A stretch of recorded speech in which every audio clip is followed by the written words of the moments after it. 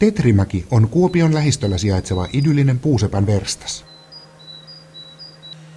Rakennus on alkujaan kuulunut kristilliselle yhteisölle, joka toi saksalaisen puuseppämestari Lutz Reinhardtin Suomeen ensimmäistä kertaa jo pikkupoikana.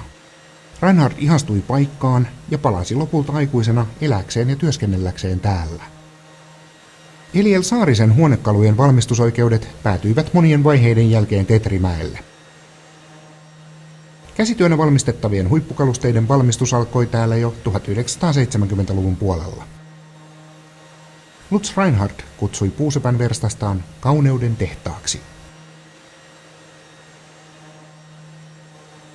Nykyisin Tetrimäkeä luotsaa Artekin myyntipäällikkönä tunnetuksi tullut Petri Pajumäki. Vuosikymmeniä vaalittu kauneuden ja käsityötaidon perinne jatkuu ja kehittyy Tetrimäellä edelleen. Tokihan se on, koska se ajattelu pitää jokaisella meistä olla, että siihen laatuun pitää niin kuin satsata. No minä sanoisin, että minä pidän erittäin vaativana, mutta tietysti se antaa myös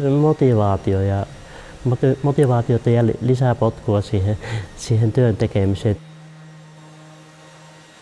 Eliel Saarisen, Eero Saarisen ja Pauli E. Blomstedtin design-aarteita valmistetaan Tetrimäellä sellaisella kädentaidolla ja tinkimättömällä tarkkuudella, jollaiseen teollisessa nykymaailmassa törmää erittäin harvoin.